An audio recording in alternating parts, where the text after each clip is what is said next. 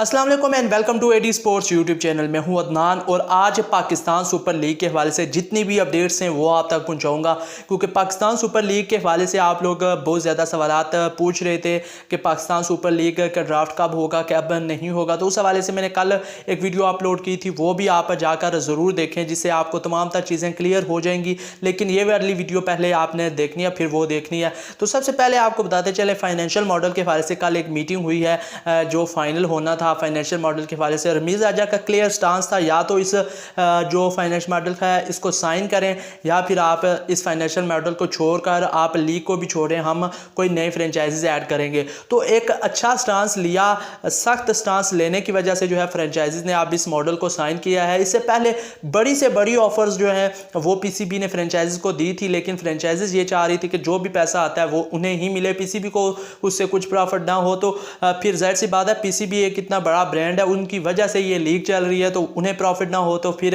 League करवाने का क्या फ़ायदा। तो पीसीबी ने इस बार सख्त मौक़िफ़ अपनाया, जिसके बाद जो है वो फाइनेंशियल मॉडल साइन करने में कामयाब हुए। क्या फाइनेंशियल मॉडल उन्हें मिला और जिसे उन्होंने साइन किया, तमाम अंदरूनी कहानी उस हवाले से बताएंगे। पाकिस्तान सुपर लीग के आने वाले एडिशन में नई टीम के हवाले से बड़ी अपडेट इस मीटिंग के बाद हमें कंफर्म हुई है, वो भी आपको बताएंगे। लेकिन उससे पहले आपसे रिक्वेस्ट करते हैं, चैनल को अभी तक सब्सक्राइब नहीं किया तो सब्सक्राइब करें और बेल के आइकन को लाजमी प्रेस करें, ताकि जो भी वीडियोस आने वाले दिन में अपलोड करूं वो आप तक किसी तरह जल्द से जल्द पहुंचती रहे। तो सबसे पहले फाइनेंशियल मॉडल के हवाले से आपको बताते चलें, इससे पहले नजम सेठी ने भी जो है वो फाइनेंशियल मॉडल पेश किया, उस पर वो एग्री नहीं हुए। उसके बाद एहसान मानी ने एक बड़ा ज़बरदस्त किस्म का फाइनेंशियल मॉडल फ्रेंचाइजीज को दिया, जो कि इन्हें एक्सेप्ट कर लेना चाहिए था। उस वक्त 139 से 140 रुपये डॉलर जो है फ़ीस मुंतखब की गई थी, और उसमें इन्हें फ़ायदा ये होना था कि सालाना जो फ़ीस देते हैं उसी हिसाब से ये फिर देते रहते। और उन्होंने बड़ा इन्हें कहा कि आप 50 साल के लिए ले लें फ्रेंचाइजीज़, और इस तरह के बड़े मायदे जो है एहसान मानी इनके साथ करना चाहते थे। लेकिन उस वक्त फ्रेंचाइजीज़ लालच में थी, ये चाह रहे थे कि हमें ज़्यादा से ज़्यादा और प्रॉफिट मिले, और जो है वहाँ से घेरना चाहते थे पीसीबी को। लेकिन पीसीबी भी इतना कमज़ोर नहीं था कि तमाम चीज़ें फ्रेंचाइजीज़ के हवाले कर दे और खुद कमज़ोर पड़ जाए, जिसकी वजह से फ्रेंचाइजीज़ भी उस जो इन्हें ज़्यादा मिल रहा था उसको इन्होंने साइन नहीं किया। और अब जब रमीज़ राजा आए तो रमीज़ राजा ने इन्हें फाइनेंशियल मॉडल दिया, तो ये पहले जब इन्होंने देखा ये फाइनेंशियल मॉडल तो खुश नहीं थे कि इससे अच्छा तो पहले वाला मिल रहा था। लेकिन रमीज़ राजा ने कहा जो पहले मिल रहा था वो आपने नहीं लिया, और अब जो आपको मिल रहा है इसको साइन कर लें, यही है जो मिलेगा आपको। अगर ये भी आप साइन नहीं करते तो फिर जो पुराना फाइनेंशियल मॉडल चल रहा है, जो आप कह रहे हैं कि हमें नुकसान हो रहा है, तो फिर वही चलेगा। तो इसलिए बेहतर है कि उस पर जाने से बेहतर है कि आप इसे साइन कर लें। अगर नहीं साइन करना चाह रहे तो आप बेशक लीग को छोड़ सकते हैं और हम कोई नए फ्रेंचाइजीज ऐड कर सकते हैं। तो फिर जाके कोई लाइन पर लगे हैं ये फ्रेंचाइजीज वाले, और ज़्यादा की लालच में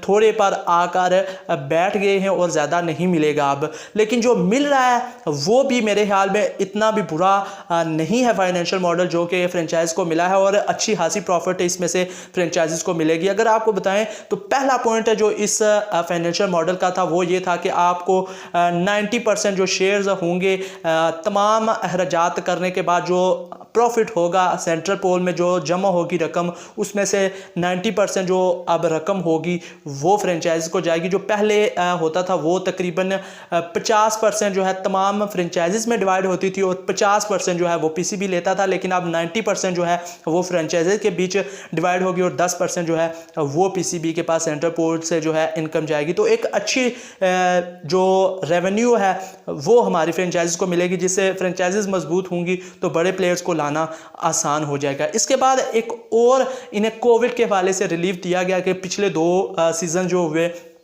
उसमें काफ़ी ज़्यादा फ्रेंचाइजीज को नुकसानात हुए, जिसकी बिना पर जो है सेंट्रल पूल से जो मुनाफा पीसीबी को तो हुआ था, पीसीबी ने कहा कि हम उसमें से भी आपको और ज़्यादा रकम देंगे, जो आपके हिस्से में आती है उससे हम 95% जो है इजाफी रकम आपको देने के लिए तैयार हैं। तो ये भी एक मायदा हुआ। एक और मायदा हुआ जिसमें फ्रेंचाइजीज को एहसान मानी जो है 50 साल के लिए कह रहे थे कि आप फ्रेंचाइजीज ले लें और फ़ीस जो है वो आप ना दीजिएगा, 50 साल के लिए आप एक ही बार फ्रेंचाइजीज़ को ख़रीद लें, सालाना फ़ीस ख़त्म कर दी जाएगी। लेकिन उस वक्त इन्होंने साइन नहीं किया, लेकिन अब रमीज़ राजा आए और इन्होंने कहा कि हम सालाना फ़ीस भी लेंगे और ये मायदा आपके साल 50 साल का नहीं होगा, 10 साल का मायदा होगा।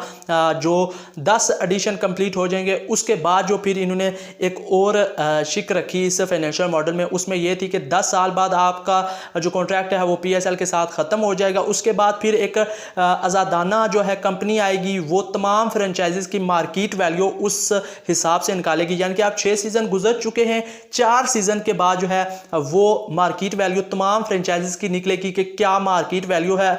तो उस हिसाब से जितनी भी मार्केट वैल्यू हर फ्रेंचाइज की तय होगी उससे 25% जो है फ़ीस को बढ़ा दिया जाएगा। जितनी भी वैल्यू वो रखी जाएगी उससे 25% वैल्यू को बढ़ाकर सालाना फ़ीस फिर मुंतखब कर दी जाएगी और फिर दोबारा कॉन्ट्रैक्ट जो है अगले 10 साल के लिए साइन कर लिए जाएंगे। तो ये यहाँ तक हो गया।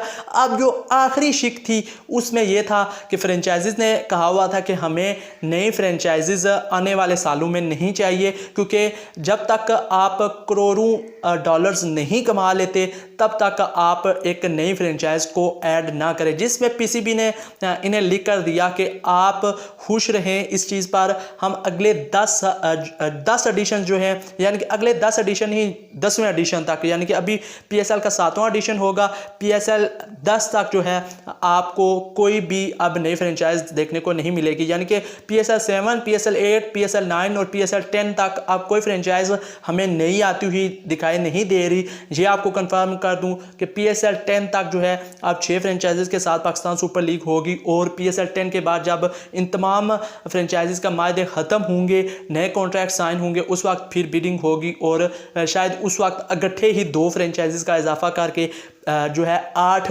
फ्रेंचाइजीज कर दी जाएंगी। लेकिन इन 4 सालों में नहीं, 4 साल बाद जो है वो नई फ्रेंचाइज ऐड होगी। तो ये कंफर्म न्यूज़ है। अब कोई भी अगर आपको कहे कि इस साल नई फ्रेंचाइज आएगी, अगले साल फ्रेंचाइज आएगी, तो वो बिल्कुल सरासर गलत खबर आपको दे रहा है। तो आपको ये मैं कंफर्म करके दे रहा हूँ कि ये जो तमाम मायदे हुए हैं वो इसके अंदर हुए हैं और अब फ्रेंचाइजी जो है इस फाइनेंशियल मॉडल को साइन कर चुकी हैं। अगले 10 साल, अगले जो 4 साल हैं उसमें नई फ्रेंचाइज ऐड नहीं होगी। इनको प्रॉफिट जो है वो 90% मिलेगा, जो होगा रेवेन्यूज इनके आएगा PCB के पास।